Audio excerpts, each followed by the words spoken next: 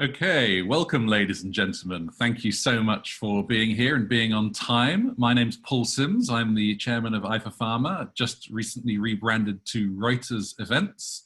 I'm speaking to you from my kitchen in London. I imagine that many of you will also be tuning in from home. That's the way things are done these days. Great that you are here because we are going to discuss a very important topic, a very exciting topic. As you can hopefully see on your screen right now, it's called Are Your Wearables Worthy? We are going to be busting the myths of validation and embracing wearables as part of our virtual trials. This is obviously a subject which has really come to the fore over the past few weeks and is probably here to stay. We have more than, or actually nearly 1,500 people signed up for the webinar. So I guess it shows that there is some strong interest in this subject. I suppose this is something that we had actually planned already pre-COVID. Some of you may even recall that Kate, who's one of our speakers today, joined us on a webinar back in January, which was about digital endpoints, and we started to encroach on some of the territory covered in this webinar. But actually, this is very much a subject all on its own that we absolutely need to cover. COVID-19, the rise of 5G, all of these things are a real accelerant, and we need to ensure that we're doing things right. It's not just about panicking and moving swiftly into a situation. We need to make sure that we're not creating more problems than we're solving. So as we pivot to digital, are we confident that new devices that we're using, are we sure that the protocols that we're using are being validated? Do we know what's required to validate a wearable solution? So this webinar will aims to answer many of those questions. And of course, I'm going to be asking you guys who are listening in to be as vocal as possible. Let's make this a discussion, not just a one-way street. So perhaps you can locate the Q&A button on the bottom of your screen right now and send a little hello to me so that I know that you're paying attention. And of course, now that you've discovered where that is, I would encourage you to please use it throughout. I'd love to see a real question from everybody that's listening in right now. As I said, we've got a great audience, so we've got a chance to capture some great information from everybody. A quick reminder that we are also recording today's session, so you'll be able to listen back to this at your leisure or share it with your team, whatever it is that you wish to do. Let me now introduce the 5 people who you'll probably be able to see on the right-hand side of your screen, but you can also now see directly in front of you. I'll start with Ariel, as she is on the top.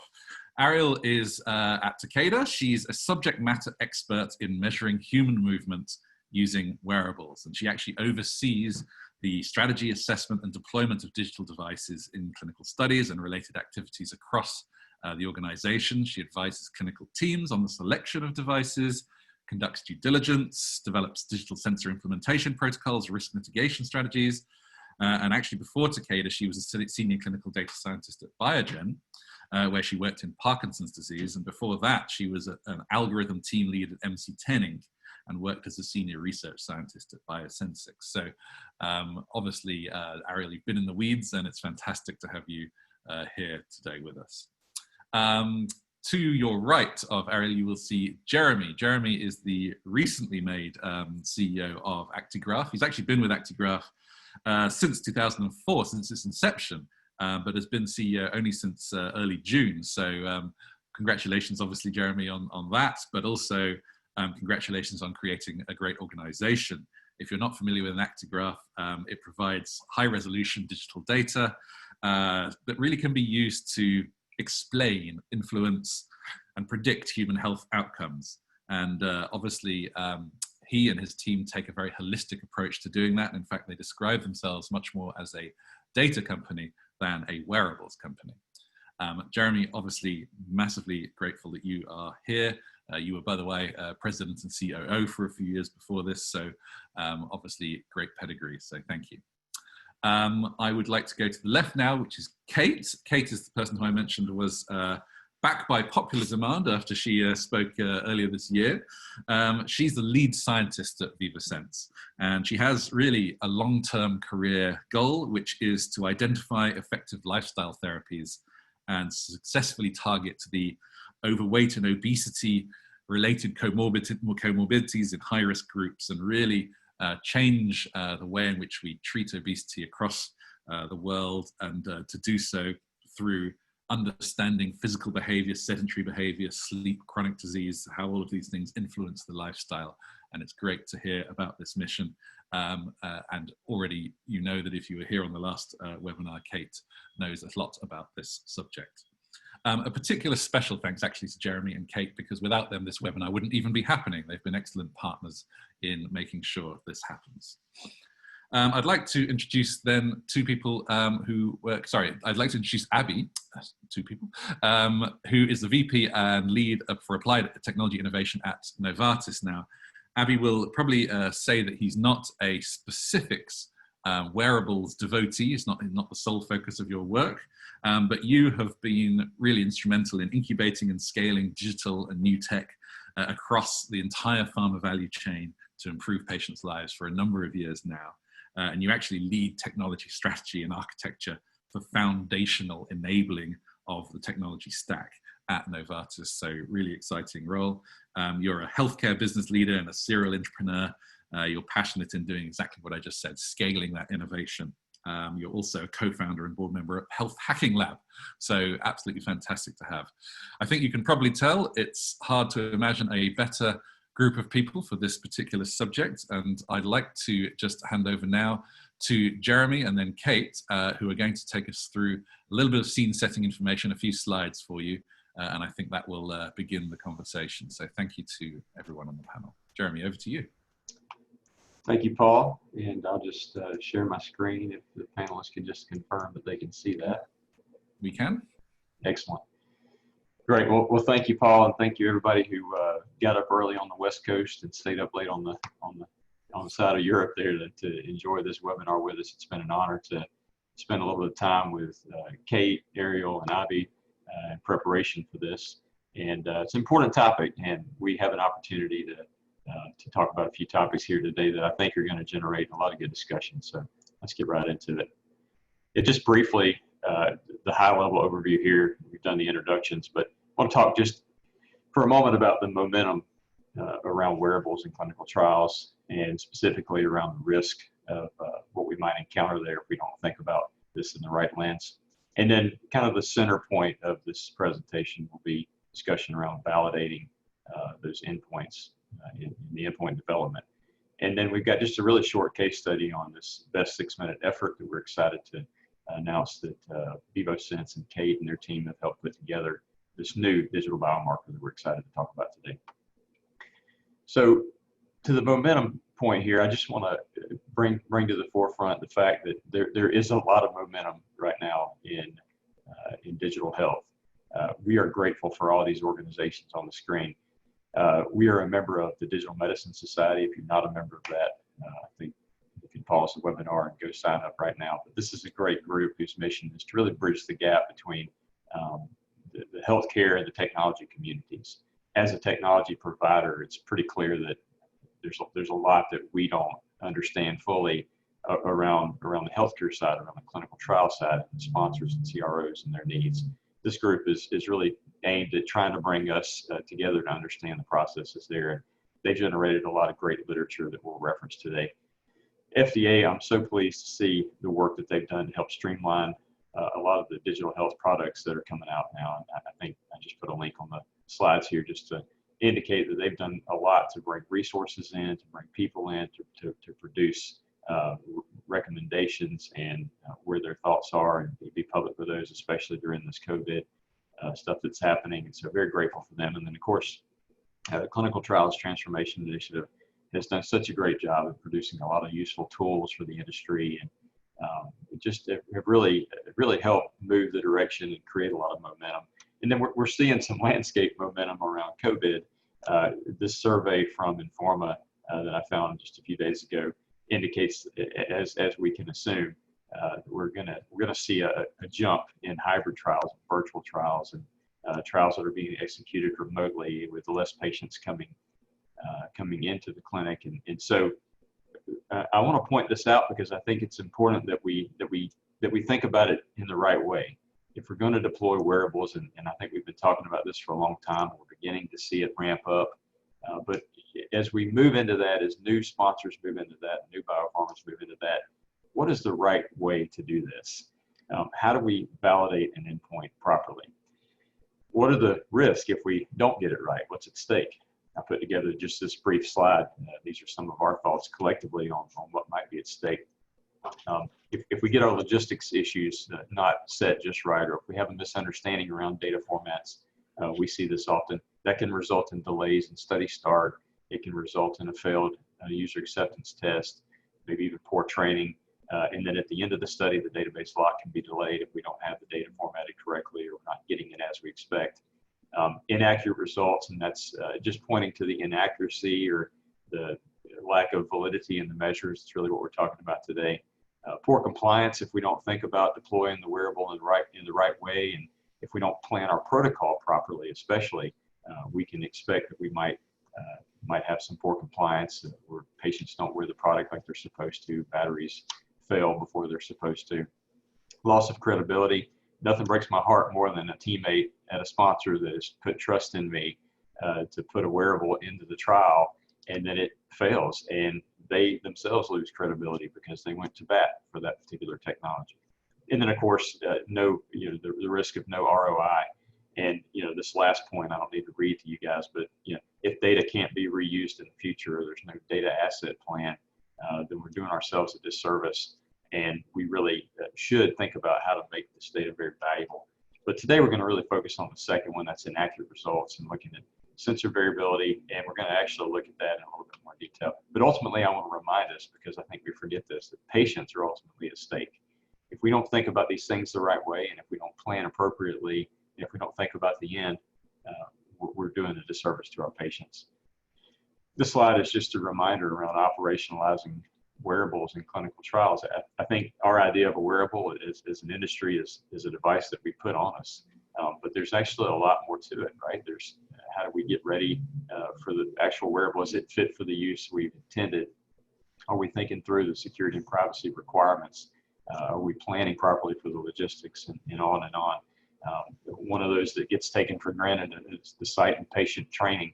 Are we planning the materials right? Are we getting it in front of our investigators in time?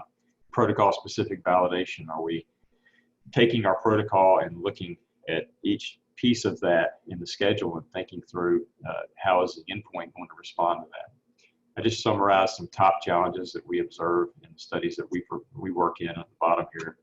These have nothing to do with an actual wearable, but in fact they're extremely important to the deployment and to the success of the wearable.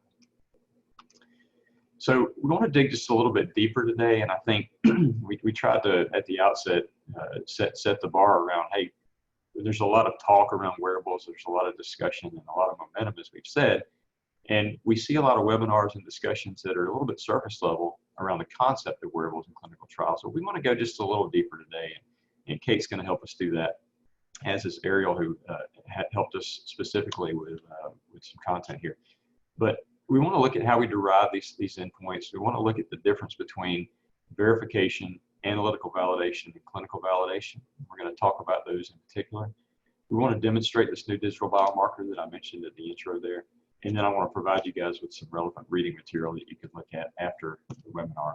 But we want to try to get through these slides pretty quickly so we can have some time for discussion. And I think we find a lot of value when we have kind of multi-stakeholder input, and that we've got such a great panel. I want to give them an opportunity to chime in and have a discussion around some of the thoughts that are here. So with that, I just want to remind us, and I do this in every webinar that I give, every presentation that I give almost, and that is that we want to begin with the end in mind. And so what is the end? Well, it depends on where you're at and what your role is, either in technology or in clinical trials. But for me, I think I love to see this as the end. It's where FDA comes to agreement with what you hope to do with your measurement for your patients. In this case, I've quoted this one a few times, but the FDA agreed to allow the sponsor to use moderate to vigorous physical activity measure from an activity monitor to measure the efficacy of their compound.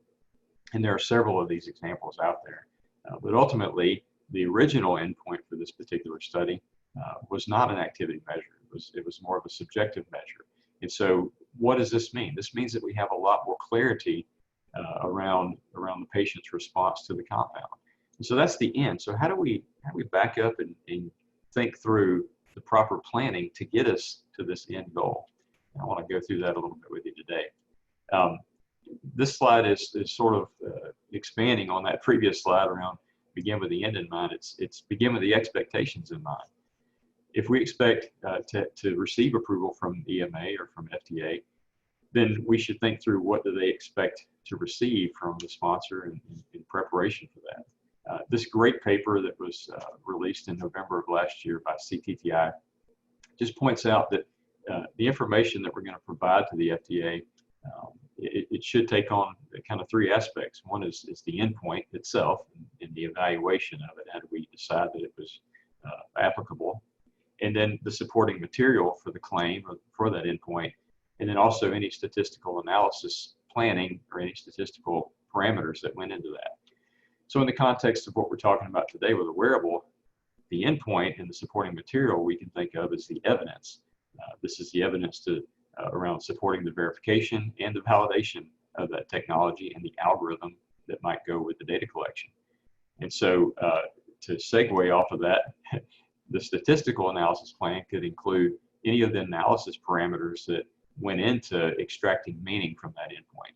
So this paper was published in November of last year, and after that, we saw another publication that came out that Ariel's going to introduce in just a moment. But what's encouraging about this is if we look back at how ActiGraph or in VivoSense have worked in the academic environment, this is how we extract endpoints. This is how we develop endpoints. And so it's nothing that's really new, but it's nice to have it packaged in such a way that we can better understand what the expectations are. So kudos to CTTI for really pulling the industry together to extract really what are we talking about when we look at what do we need to provide to the FDA to support our wearables. And so with that, Ariel, I'd like to turn it over to you just to talk for a moment about this paper that was recently released.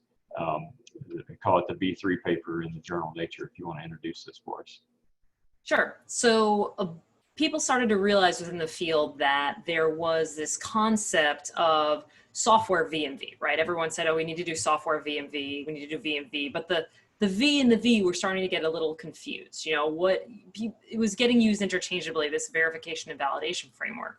Also, the concept of software VMV for a wearable device or for data from wearable devices didn't really quite fit, because wearable devices also have a lot in common with the wet biomarker field. So wet biomarkers have a concept of both analytical validation as well as clinical validation. So kind of looking at the combination of the software field and the hardware field and the wet biomarkers, everything there, we realized that there was a lot of concepts that were floating around in the field that weren't really well defined, as to have a very systematic approach as to how you would get you would show that the data you're using and the wearable that you're using is valid and verified for what you need to do. So Jen Goldsack from the Dyne Society, Andy Caravos from Electra Labs, and Jessalyn Dunn decided that they wanted to define a framework for wearable devices that would fit for a variety of different use cases. This is not just the hardware or just the software or just the endpoint. It was everything together. How do you do a systematic approach to show that your wearables are worthy? And so they brought together a variety of people from across the field, people that were in industry, people that were in academia, algorithm designers, people using the devices, medical doctors who wanted to see the end results, to come together to say, okay, let's get a framework that is flexible enough that will work for a variety of different situations, but also prescribed enough that you could follow it. You could say, okay, I have a new device, I have a new endpoint, I have a new algorithm. Where do I fit in this framework? How am I going to show that this is important, this is worthwhile? And this is where the V3 framework was brought up. And so it's not just verification and validation. It is three very distinct steps: verification, analytical validation, and clinical validation. Verification is focused on the sensor level data. So is your accelerometer, is your ECG sensor, are they putting out the data that they should be putting out? And can the person who's manufacturing the device prove through their data and through their testing that this is verified data, is exactly what it says it puts out? Analytical validation falls into the performance of the algorithm. So from that sensor level data, the algorithm you create out of it, is that actually putting out the data that you want to see? Is your step counting algorithm properly counting steps in healthy subjects, in a patient population, etc.? Does that algorithm put out, and is it accurate to what they say it put out? And then the most important point, the clinical validation, comes from the wet biomarker field, basically saying for clinical validation, is the metric important in the clinical population that you are trying to address? So do step counts matter to the patient population? Is this important? Is this fit for purpose? Does it give you new information that's important and you can use for the problem that you're trying to solve? So Jeremy and Kate are going to walk you through a few more intense examples of this V3 framework, but the idea is to give a systematic approach for how to go from I have a new device to this device is worthy. Thanks, Ariel. And I'm going to turn it over to Kate just to talk about this idea that the ability to validate a measurement or an endpoint from a scientific approach versus data mining, just to be clear about what we're going to talk about in the V3 model. So Kate. So thanks for that, Jeremy and Ariel. So as Jeremy mentioned and Ariel mentioned, I am going to, for the second half of this presentation, going to walk you through an example of what the V3 process might look like for wearable accelerometers. But before I move on to that, like Jeremy said, we want to be clear about what we're talking about here. If we want to prove validity and answer the question, for example, can my wearable sensor and its associated data processing procedures be used to count steps? I need to compare my method to an appropriate reference standard. And so this requires a process like what's illustrated on the top of the slide here, in which sensor data are labeled with ground truth information. When we do this, we can understand the level of accuracy and precision of our tool, of our method. And this is important because we need this information in order to inform important study design parameters such as statistical power and effect size and those sorts of things. And this is in contrast to AI and deep learning methods like what's illustrated on the bottom. And so in these methods, we take a data-driven approach in which complicated math and signal processing are used to search for meaning in the data. And while these methods can leverage, really large data sets to identify signals or patterns in the data, they lack the appropriate context, in this instance, a reference standard to derive meaningful insight about the validity of the method. And so we believe there's a place for big data analytics and AI in the wearable sensor landscape, but that's not what we're talking about today. Today, we're going to focus on the top piece of this slide here, where we have sensor data synchronized with ground truth information so that we can really gain insight into the validity and accuracy of our tools. So the first step of the V3 framework, as Ariel mentioned, is verification. In this step, we're seeking to answer the question, is the raw signal from my wearable accelerometer uniform, responsive, and reliable? And so to answer that question for accelerometers, we generally use a tool like an orbital shaker, and that's shown here in these two images. And this is used to perform mechanical testing. And so in these pictures, you can see several accelerometer devices secured into the shaker. And the idea here is that we can simultaneously test the raw signal of multiple devices under known and consistent frequencies. And so if the devices don't produce uniform, consistent, and reliable raw signals at this stage of the V3 process, then moving on to more comprehensive, challenging analytical validation that involves human subjects, and that's ill-advised. So this is kind of the first benchmark in your validation process. And as we have up there on that banner on the screen, this step is generally performed by device manufacturers prior to commercializing their products.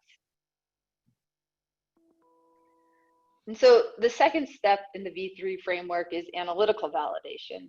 And this seeks to answer the question, are the output variables that are produced by my wearable accelerometer and the data processing procedures accurate, reliable, as compared to criterion values? And so in these images, showing an example of what analytical validation might look like for accelerometers. The research participants here are wearing multiple accelerometers. You can see some of them on their waists and on their wrists. And they're also, they're performing a prescribed activity routine in a laboratory setting. And criterion values are being simultaneously collected using an indirect calorimeter, which you can see at, which is the face mask there in those images, as well as the backpack connected to it. And this criterion measure is used to capture information about energy expenditure, calories expended, activity intensity, and so on. And you can't really see it, you can't see it in these images, but there's also a researcher who's simultaneously directly observing these research participants, who's verifying and recording things like activity type, posture, steps taken, and the timing of activity transitions. And just another note is that that analytical validation piece, you might see some data collected in a motion capture lab if you're looking to estimate or validate stride length and stride velocity and those sorts of things. So that's just another setting that sort of validation can occur in. And this is another example of a setting that analytical validation can occur in for wearable accelerometers. The point here is that the context is specific. And so we need to validate our tools in the context in which we think we're going to use them, which includes this setting. And so in this image, we have a participant that is in her own kitchen. She's in her own real world environment preparing a meal, while a researcher is using a handheld camera to video her. And that video recording will then be annotated and synchronized with the device output to later be validated. And now some people might think that this seems a bit like overkill, but research has shown over and over again that the accuracy of these types of devices declines significantly when it's tested under real world conditions. So it's really important that if we want to use these tools in a real world setting, we really want to understand their validity in these settings as well. And so to add another level of complexity to analytical validation, it's not a one size fits all. And so what I mean by that is that not only is it setting specific, but it's population specific. So most methods are initially developed and validated on healthy, normal populations. But there are many instances where, especially with accelerometers, where the methods developed in healthy populations won't be generalizable to clinical groups. And so this picture shows the difference in footfall patterns for healthy gait compared to different clinical groups. And you can imagine that a method that's optimized for the healthy gait pattern won't be optimal for these other groups. And we can't expect that device manufacturers have developed and optimized methods for all different clinical groups. And so often the responsibility of developing and testing population-specific methods can fall onto the sponsor to perform this prior to implementing these tools in their later phase studies. But ultimately, the rule of thumb is that the algorithm developer or the creator is responsible for documenting the algorithm's validity in the setting and population of its intended use. And so the last step of the V3 process is clinical validation. And this seeks to answer the question, do the output variables produced by my wearable accelerometer and data processing procedures represent a meaningful aspect of health in my patient population? And so if we follow this principle of beginning with the end in mind, like Jeremy mentioned previously, we first must identify specific activities that are meaningful to our patient population. For example, a patient population that suffers from reduced or diminishing physical function may report that they'd like to be able to perform ambulatory activities of daily living, such as walking the dog, shopping, walking from the bus stop to their office, those sorts of things. And so once we've identified the activities that are meaningful to the patients, we can work backwards to identify the meaningful aspects of health that these activities reflect, the component or concept related to these meaningful aspects of health that is measurable with using a specified outcome assessment tool. And finally, we can formulate our endpoint with not only what we'll measure and how we'll measure it, but when we'll measure it, who will measure it, under what conditions, and so on. And so in this example, I've highlighted the 6-minute walk test to assess walking capacity and physical function. And I've done this because not only is the 6-minute walk test the most common outcome, or one of the most common outcome assessments used across diverse range of disease indications, but in my opinion, it's a prime example of an assessment that we can potentially augment or supplement with real world data collected from a wearable sensor. Can you go on to the next slide, Jeremy? Yep. And so, for example, here I've replaced the 6-minute walk test with an assessment from a wearable accelerometer that we call best 6-minute effort. As Jeremy mentioned, this is a novel assessment that's derived from real world data that VivoSense and ActiGraph have been developing over the past few months. And best 6-minute effort, or B6ME as we like to call it, is defined by using a sliding window on continuous accelerometer data to identify a peak 6-minute window of stepping activity for every day that the device was worn. And so the idea here is that by changing the assessment tool, we alter some of the endpoint properties in a way that allows for deeper, more insightful assessment of patient health. And so to do a brief side-by-side comparison here of B6ME and the 6-minute walk test, the idea again is that B6ME captures a concept that is related to the 6-minute walk test, but we believe it's enhanced in that we're able to measure outcome results continuously in a real-world setting. And we're also able to derive additional outcomes beyond the traditional distance walked from the 6-minute walk test. And we're things like number of steps taken, cadence or intensity of the stepping, timing of that peak event within the patient's day. And because we're able to measure these things on a daily basis, we can investigate within patient variation, which for certain clinical groups and disease indications, this may prove to be particularly relevant. And so when we started planning this webinar, the grand plan was to present how we took B6ME through the whole V3 process and really give you that concrete example. But the current COVID-19 situation had different plans for the world. So this is still a work in progress, and we're still validating it and taking it through the V3 process, but stay tuned for those sorts of data coming soon. And so to finish off the slide portion of the webinar, I wanted to provide an example of why we care so much about validation and the validation procedures that we use. So these data are unpublished data from Sarah Keetel's lab at Cal Poly. And what they show is that when multiple methods are simultaneously applied to the same data set, there's a wide range of conformity, in this case between estimates of moderate to vigorous physical activity. And you can see that from one end of the spectrum to the other end of the spectrum, there's as much as a 111% difference between estimates.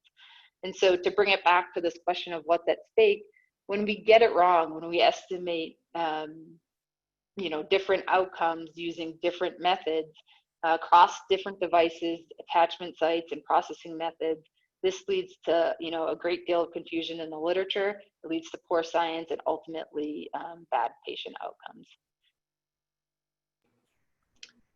Excellent, Kate. Thank you for that terrific overview of the V3 model and for the V6ME example. I just put this final slide in here. I'm not going to spend any time on it, but I'm assuming we'll share this slide deck out. Some great publications that we referenced in here, but I just think in general are great publications. I want to just jump back really quickly and point out, certainly we've got to make sure we understand what's at stake and where the risks are at here. Because if we don't think through it and if we don't follow this properly, we don't know what will come out of the data.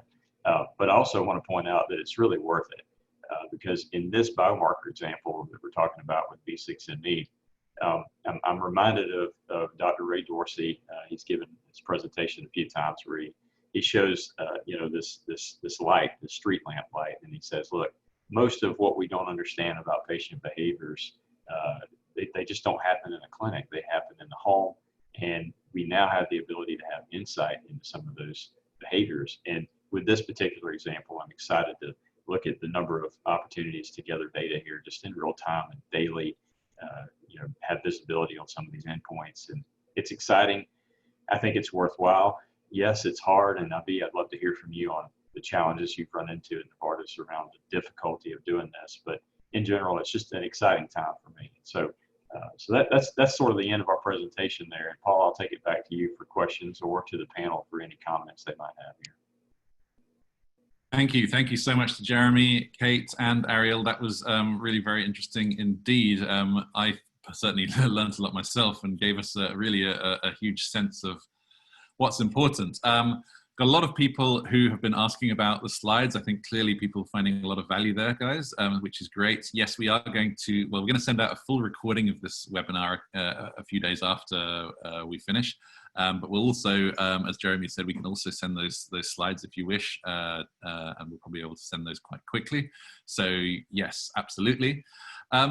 I've actually got a fair few audience questions coming in, so I think it might be nice to just quickly address some of those. They obviously relate to some of the slides right now. I'll read a small handful of them out, and you guys can feel free. Also, Abby, I realized that you weren't in the slide presentation, but we'd love to hear your perspective as well, so feel free to chip in on these. So Chuck asks, when manufacturers perform these initial validating testings, are they awarded certifications that can help us? The purchase of these devices, can we rely on that kind of testing, or really is the testing kind of more opaque and reliant on trust? What can you say about clinical validation of a wearable? This is from Leora, when the gold standard is a flawed measure. And Leora points out that she is in full agreement that the 6-minute walk is still somewhat flawed, or at least outdated. Ron asks, can you please address the challenge of identity validation? There are actually a couple of questions asking about how do you know the right person is using the wearable, they haven't attached it to their pet, etc. What strategies are presently used to authenticate the identity of the person? And I'm in danger of giving you way too many here. I'll just do one more. If we're using commercially available medical grade devices, do we still need to do this sensor verification? And if we are using commercial grade devices such as Apple Watch, Fitbit, etc., do we need to do the analytical validation on the endpoints such as step counts, walking distance, etc.? So yeah, a fair few of those. Who wants to take one of them? So Paul, if I can, and I think just taking a step back before we dive into the specific topics, and because each one of those questions are a topic unto themselves, and the experts are here to address it. But purely from my perspective, and also looking at where the questions are, right, it clearly shows that, you know, as an industry, both from a pharmaceutical side, but then also from the tech and device context, I think we're still very much in that learning phase where a lot of these methods and practices are still getting established. And we have been in that space for the last, I would almost say, a decade now, right? And I remember the first trials we started with Wearables, where there's a lot of the learnings have come through, and some of the questions I'm seeing, they're repeating over and over and over again, right? And which shows, and I just want to challenge ourselves that somewhere we are not able to solidify the experiences and put it down to methods. It was great to see the V3 methodology that was put out, and I hope that sort of becomes the norm and the standard that one can start to cohese around as an industry, right? And then also with regulators, of course, side by side. So I think those are some of the, and I see this repeatedly, not just from a wearables perspective. What does it mean from analysis? What does it mean from your platform architecture, data integration, and all of the above? And those are the kind of questions that clinical teams will often ask, right? What does it mean for your target? What does it mean for your timelines? What does it mean for, and to go back to, I think, what Jeremy was saying, right, is always start with what are you trying to prove here, right? In terms of endpoint, what value are you going to get from a submission or from a real world study and so on. I just want to remind ourselves as we go, as we get into the detailed questions, that we are still very much at a infant stage around this, honestly, and I believe where we are now as a world provides us the perfect opportunity to cohese together and move this forward. Yeah. So. Thank you, Abby. Some wise words there. Early days, but accelerating fast. Does anyone recall any of the questions I asked? Well, I've got one pulled up here. I'm going to actually just reflect it onto Kate because I can do that. But this question, Kate, around what can you say about clinical validation of a wearable measure when the gold standard is maybe a flawed measure?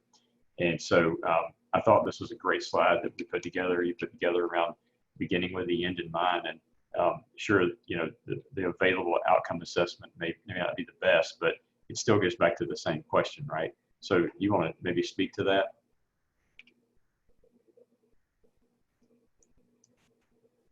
Can you hear me? Sure. Sorry, I had to take myself off mute there for a second. Sure. Yeah, so the idea here is that if we start, you know, starting with the same end in mind, we can still, you know, reach a different assessment tool. In this case, the example I gave was replacing the 6-minute walk test with a wearable sensor measuring best 6-minute effort. And again, the idea is that the concept of interest is still the same. It's still walking capacity. We're still trying to assess physical function. We just might be able to do it better in a different way. And so again, we're still, you know, keeping the end in mind of measuring these meaningful activities for our patient population. We're just trying to reimagine how can we do this better, or you know, can we supplement the existing method that we already have?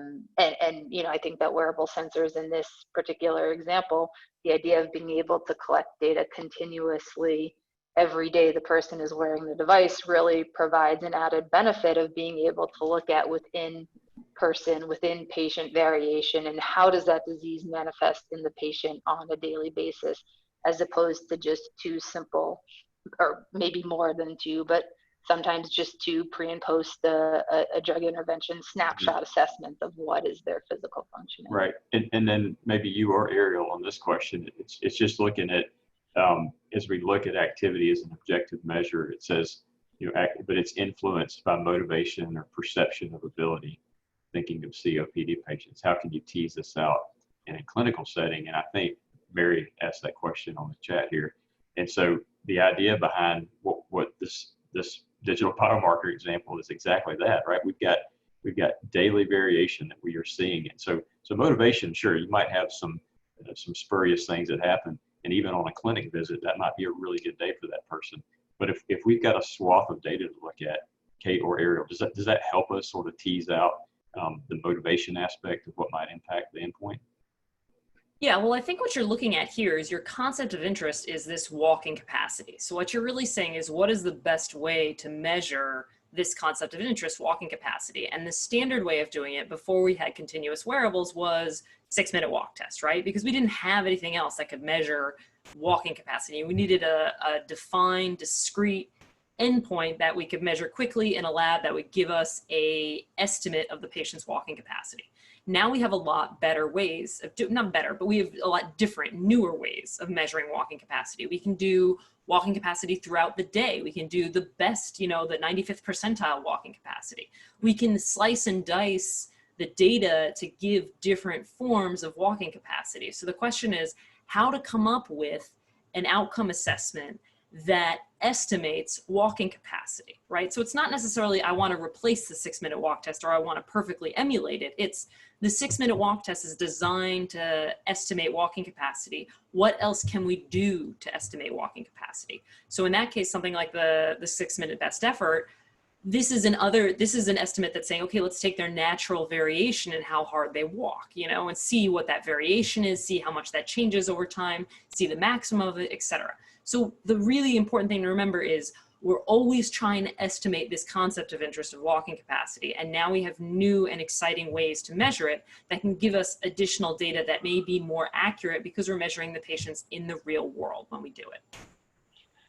And I think I'll just add to that too. Jeremy, you asked the question about motivation. I mean, I think that it's always in a lab or in the real world, measuring or assessing a patient or participant's motivation and you know what you're trying, how that plays into what you're trying to measure is difficult. But I think with these wearable sensors in the real world, what I'd really like to see is these measures integrated with other contextual information. So whether that's ePro or eCOA information that you're collecting through a different device, whether that's synchronizing these types of behavioral data with other physiological measures from different types of wearable sensors. So you could potentially look at, identify somebody's peak window of activity in their day using an accelerometer, and we could integrate those with heart rate data from an ECG patch, for example.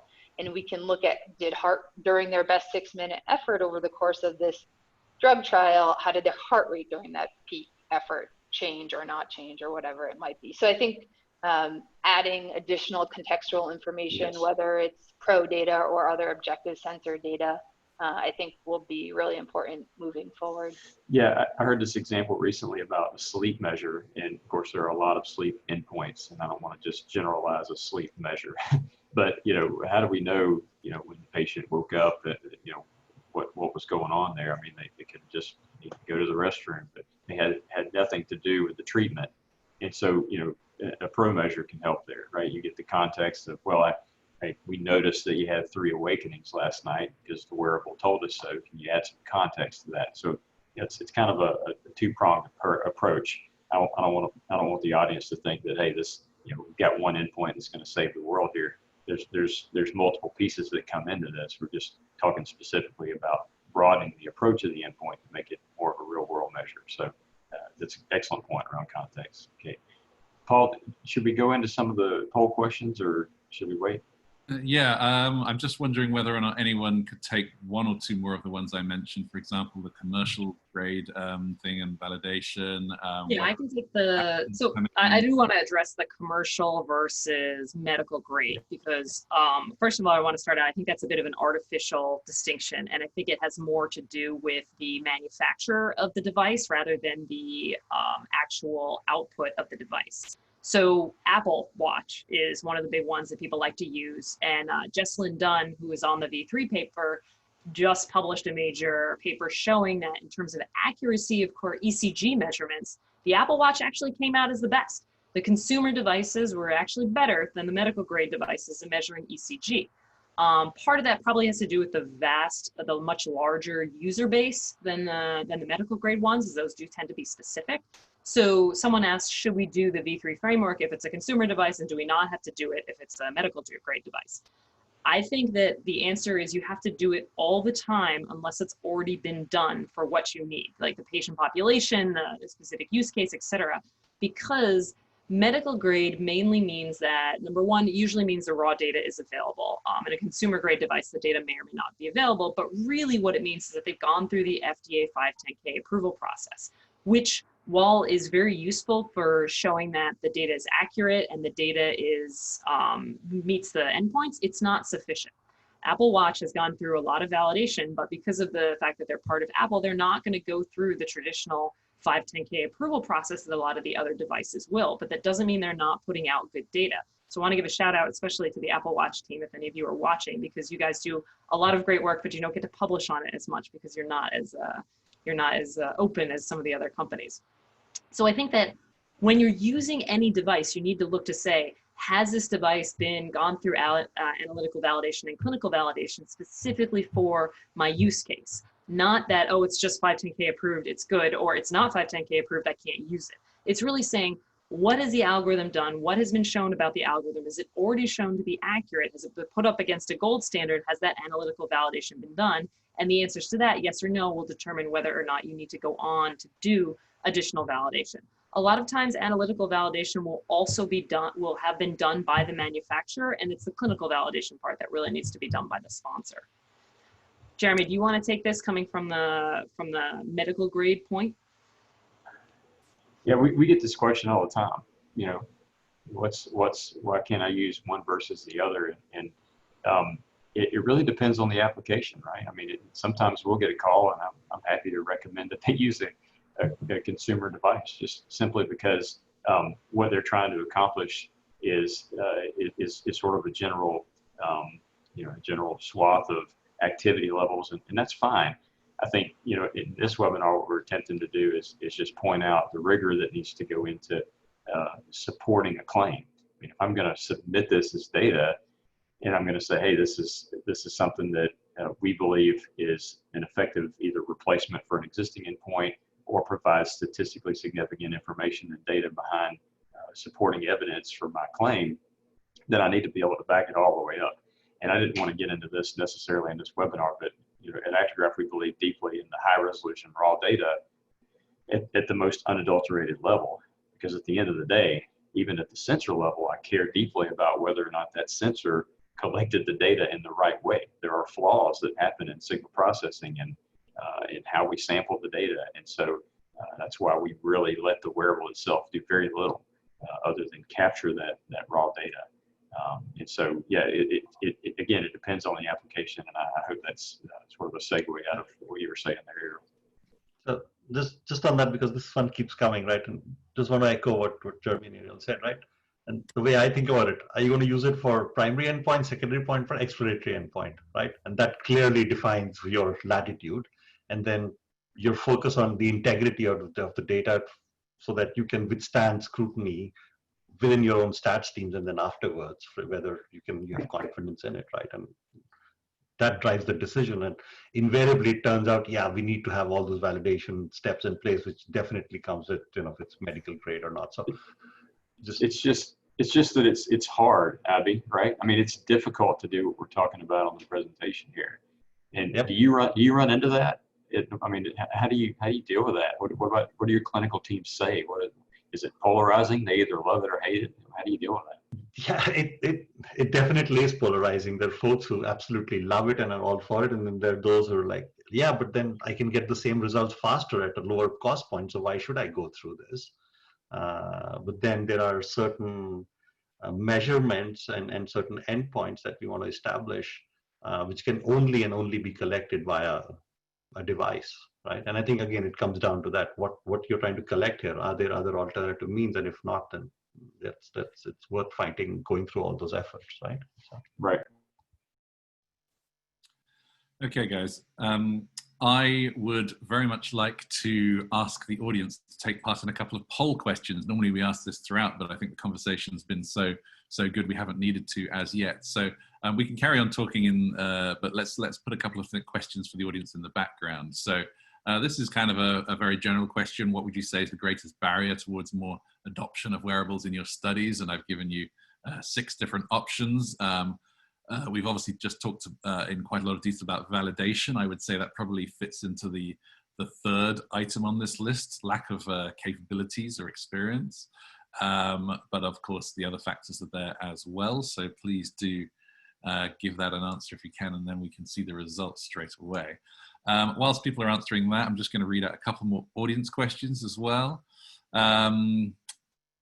Given the real-world environment of using digital endpoints, what's your experience of using this type of data in payer discussions? How can we develop that? In fact, there's probably 5 or 6 questions all about how do you convince payers, FDA, etc., that these endpoints, these markers are replaceable and valid as new markers. Also specifically with the B6ME example, whether or not that has been done there too. So maybe while that poll's open, a response on that one might be interesting. Go ahead, Abby, you've got. Yeah, so I was going to actually ask Ariel, but okay, here's mine. Having been involved on the Novartis real world efforts also, it's like, all right, let me just put it this way, and I think the polite way to describe it is it's evolving, and it's a conversation. There is no systematic acceptance. Post-COVID, yes, there is now more openness, and I think ideas are opening up and so on, but it's something firm, and we know how to go about it, and there's a confirmed pathway for either regulatory or payer conversations. Absolutely not. So it's more project by project, case by case, country by country kind of conversation, where if you step back, it doesn't scale, it stops at pilot phase. So there's a lot of work to be done in that space. That's my perspective.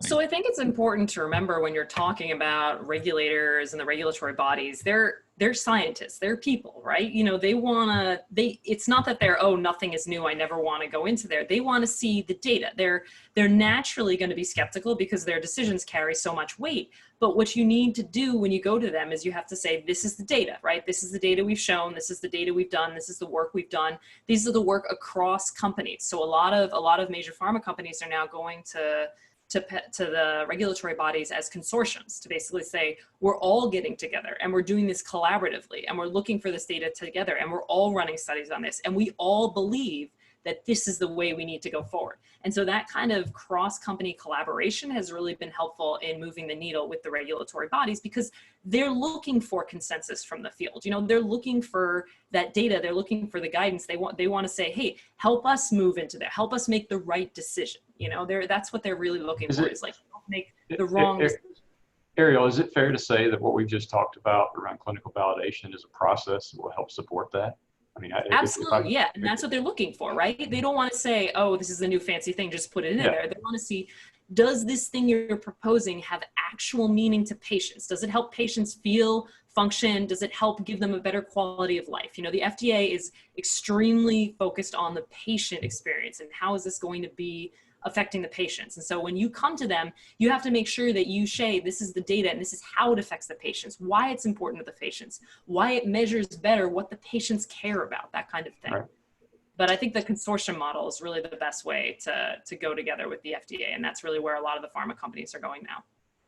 Thank you, guys. Just to see, I've put a new poll up. You may have seen that the previous one, the top answer was indeed exactly what we're talking about, payer and regulator fear of perceived non-approval from those bodies. I've got a couple of new questions up. At what stage would you say you are regarding your options, organization's adoption and use of wearables? And directly underneath that, a second question, what is your organization's philosophy on ROI in the use of wearables? So feel free to answer that in the background. I can see about a quarter of you have answered it so far. Please keep those votes coming in. And once again, I'm just fully aware of time here. We've only got about 3-4 minutes before we have to finish the session. Just going to read out a couple more audience questions. Based on your experience, do wearables improve adherence at all? Can they be designed to do that? Can you comment on the design and development of the device, including usability studies and the impact it can have on the performance of data collection? Have regulators been feeding into the validation processes, particularly the clinical ones, and feeding further into RWE use, of course, as well? Gosh, there's so many. There's clearly not going to be enough time to get to all of them. I'm going to ask politely whether any of our panelists, perhaps Jeremy and Kate, might be able to answer any of them offline after the event. Maybe sure. We can distribute them. Yes, yes, and yes.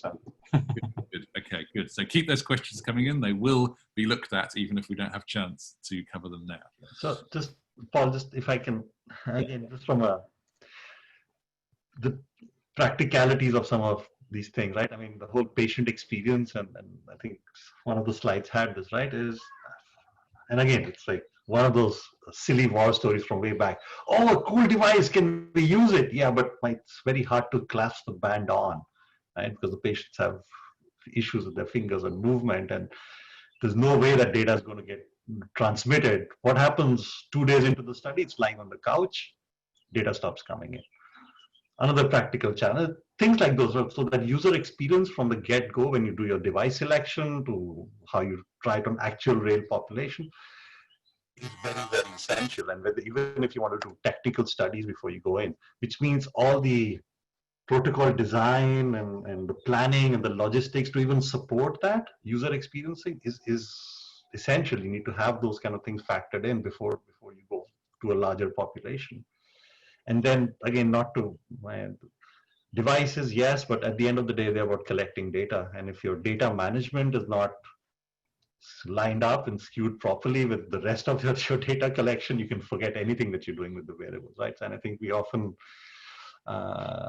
get so immersed within the wearable world that the back end of how the data is going to come through and integrate with the rest becomes something not to forget about. Yeah. Okay, guys, I'm really sorry about this. Time flies when you're having fun, but we have unfortunately run out of time. I don't even have a chance to do a final roundup of you know, next actions, which I typically love to do. Really sorry about that, but I think we've got a huge amount from this conversation nonetheless. You can see I've even got a final poll running in the background about the B6ME. Feel free to answer that, and I'll show the result just as we're closing here. Obviously, want to say a massive thank you to the guys on your screen right now. Special thanks to Kate and Jeremy for being a partner as we put this together and actually ensuring that this webinar happened. Special thanks to Abby and to Ariel for being willing to share some of their company's hidden processes and thoughts as we go about making this all happen.